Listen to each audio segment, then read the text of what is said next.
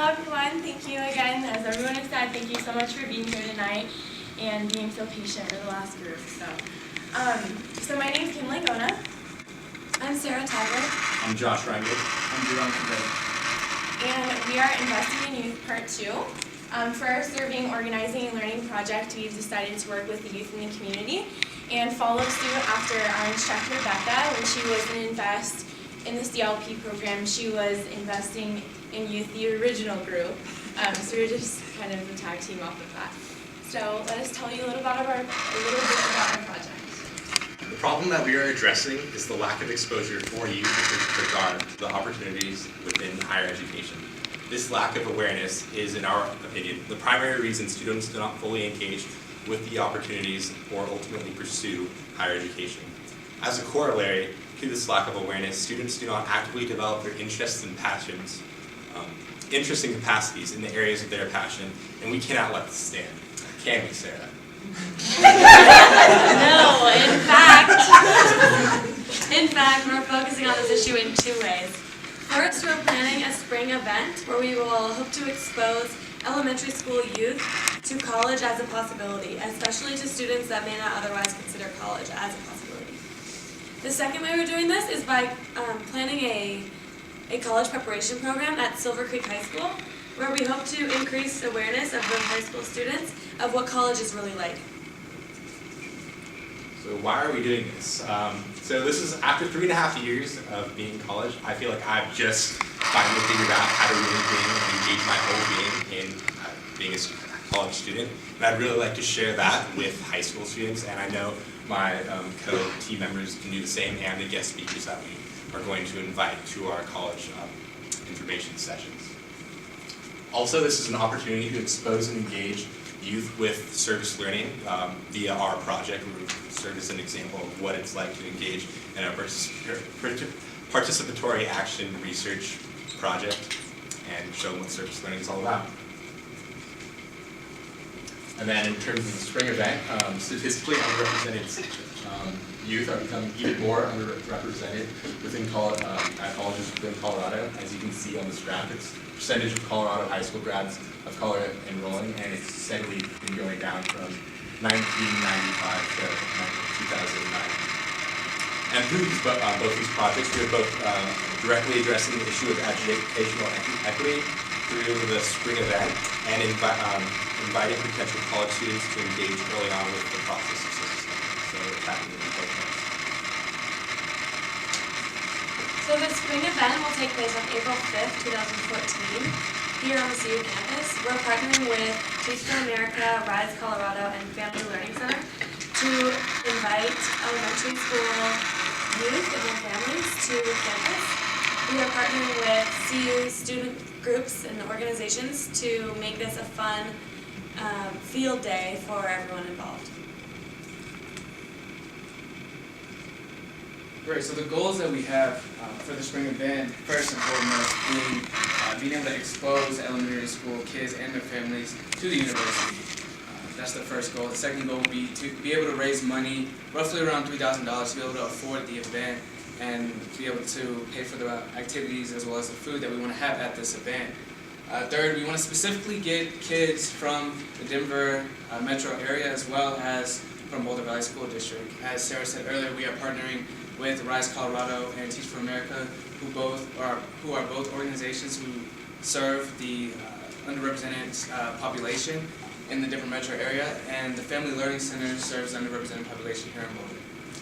For our fourth goal, we want to as well provide a forum for CU student groups and organizations here on campus. And for our last goal, develop the sustainability of this event for future years. And so how we plan on to achieve all these goals? In order to increase exposure, we want to hold the event, as Sarah said, here on campus. We're looking at renting out Carlson Gym, depending on, of course, how the weather is in April. You never know in Colorado. To be able to provide tours, we want to be able to Source, which is a student outreach retention center for equity. They're a cost center here on campus, and they provide tours for underrepresented students. And so we will be utilizing their services for the students who will be attending the event. In order to raise the money that we need to raise for this event, we'll be making proposals to CU student government who fund these events on a regular basis throughout the year. Again, as I mentioned before, in order to get the youth that we will need for this event, we partner with Teach for America and Rise Colorado, who directly work with the underrepresented community in Denver, and as well as the Family Learning Center who work with the underrepresented community here in Boulder.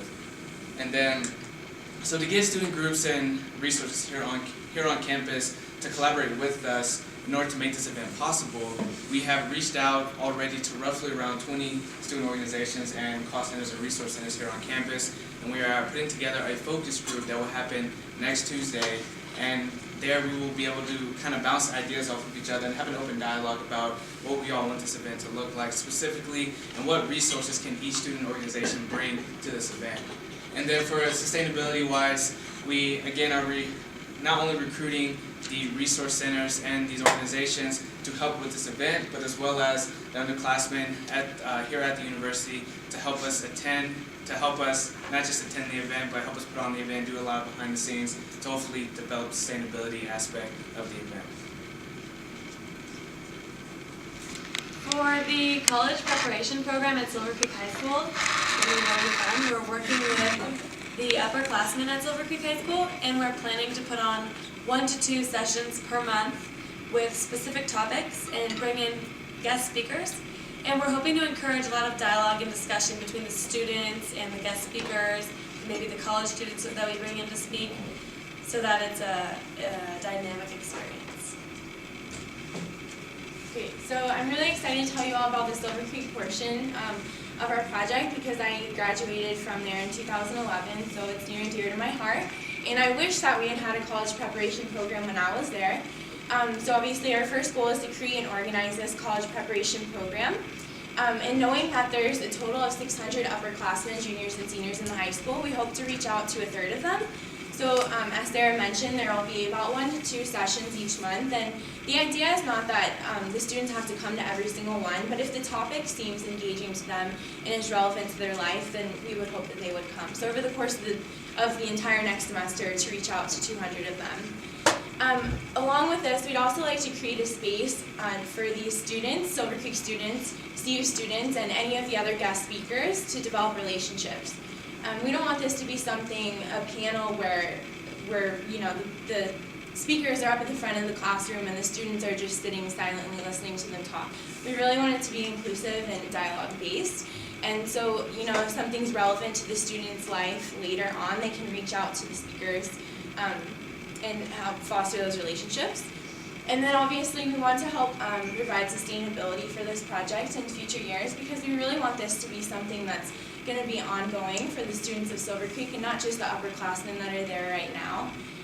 And actually a few people had suggested that we reach out to other high schools in the St. Vrain Valley District to somehow expand to that in the future. So of course it's a lofty idea for our first year, but the possibility is there. So as far as creating the actual college preparation program, we wanted to make this the students' project. We don't want it to be ours because we really want it to meet their needs. So we already held a focus group at the high school where we included 10 Silver Creek High School students, and they were able to provide us with some really valuable feedback about topics that they wanted to hear, things that they were really interested in knowing about, and not just what we thought would be relevant to them. So also, in order to expose 200 upperclassmen, this is going to be kind of difficult since we're on CU's campus and they're there. So we're hoping to advertise in the school with social media, posters, announcements. We actually just created a Twitter, so we have that link at the end. So you guys can all link up to that. And then as far as developing relationships, we've been reaching out to current CU students and Silver Creek alum that stayed local, whether that be at CSU, CU, or at the community college, what have you, because we want them to help speak about their experience and relate to the students as Silver Creek alum, and also to help us organize. And then for the sustainability, I'm kind of doing a similar thing, reaching out to Silver Creek alum that are at CU, and also current CU students that would maybe potentially like to take on the project in the future. Oh, and sorry, before I go on to what Josh is about to say, or sorry, Judah, but anyways, I'm really excited to say that we just finalized our first session, which will be next week. So a college admissions counselor from CU, who's actually, her high school is Silver Creek, is going to go to speak to the students during their school lunch. So that is the first of many, hopefully. Cool. So we just want to be able to recognize the organizations who has helped us so far through all of our events. Again, as I said, Rise Colorado, Teach for America, and then the administration at Silver Creek High School has been very welcoming and very understanding and just awesome to work with. And then CU Student Government has been great, letting us use their facility to host meetings and focus groups as well. Then what we were asking of you, if you have ideas for us in terms of the Silver Creek project, please tweet at us at our Twitter account, #youth. And if you have ideas about the continued viability of our project, please help us develop the sustainability. And I especially want to reach out to the members of Echo Lomita. If you want to help us continue the viability of this, please let us know.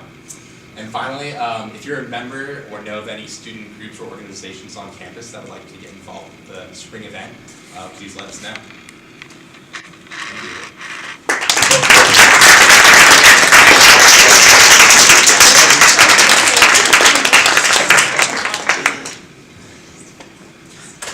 Questions?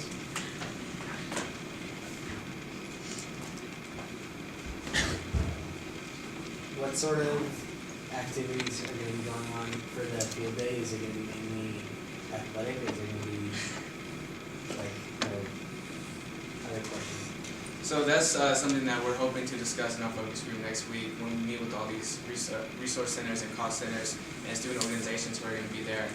We really want to, whatever that these organizations feel like they would like to put on in terms of activity-wise for these students, is something that we want to support. And so there's been talk about face painting and just all kinds of different activities that kind of keep elementary school kids engaged and fun, and so those are, so it hasn't necessarily been solidified yet, but hopefully it will be after next week. Perhaps art drawing. All right. Do you have ideas, Garner? Yeah. When did you say that the focus group was? The focus group for the spring event will be next Tuesday at 7 p.m. in UMC 125. And is it open to whoever, or? It is. It is. So most definitely, if any of you all want to attend and represent a specific student organization or resource center, please attend. It is Tuesday, 7 p.m. in the UMC 125. Have you all considered doing a class financial aid workshop at Silver Creek? Because I feel like that's one of the main barriers that people who are debating like whether or not they can go to college. I feel like just the money part of it is a huge deal. I think that would really help. Yeah, I think that's definitely something we want to address with both the spring event and the college prep session, because it's relevant for seniors that are trying to go to school anyways, but it's also really relevant, we feel, we were just talking about it today actually, for the youth coming onto campus and really sitting down with their parents and going over financial things for the younger kids even who aren't thinking about that quite yet. Did you know that? Yeah, it is a really great idea. In fact, we brought it up in the focus group, and the kids at Silver Creek really were interested in that. Because I mean, as students, you all know, they always say there's tons of scholarships out there, but it's much more difficult to actually get them. So. Did I do correctly that you're trying to engage like K-12? At the spring event, we're mostly focusing on elementary age, so yes, K through 12. Interesting. How did you K through 5. How did you pick that particular age group instead of like other groups? That's a really great question. So while we were developing this event with the organizations that we work with, Rise Colorado, Teach for America, we knew we needed to solidify a certain age group that we wanted to work with, and so we figured, especially this being our first year doing this event, we wanted to be blunt. We feel that younger students are a little bit more easier to please than older students in high school, and so that's one of the reasons. Plus, it did come to our attention. It was brought to my attention today with during a CMA meeting, Center for Multicultural Affairs, that they feel that it's highly important to engage young students, and not just the students but the families as well, within this college exposure, to kind of be able to get their attention and instill that experience with them at a young age. We're actually not reaching out to parents in terms of the college info sessions, because our thinking is that if they're people in positions of authority in relationship to the students at our events, they may not be entirely honest in the questions that they ask in the Q&A sessions and informal part after the event, so it's solely for the students, so they can really get at what they want to say without anyone looking over their shoulder. And as far as the event goes, is that the same situation? No, in fact, it's kind of the opposite. For the event, actually Rise Colorado, one of our community partners, their sole goal is to engage families in this process, because through her Teach for America experience, the founder, she's realized that one of the biggest barriers of students, especially first generation students going to college, is that the families aren't engaged in this process. And so we're inviting parents to come. And in fact, we're holding it on a Saturday solely so that parents have the ability to be there.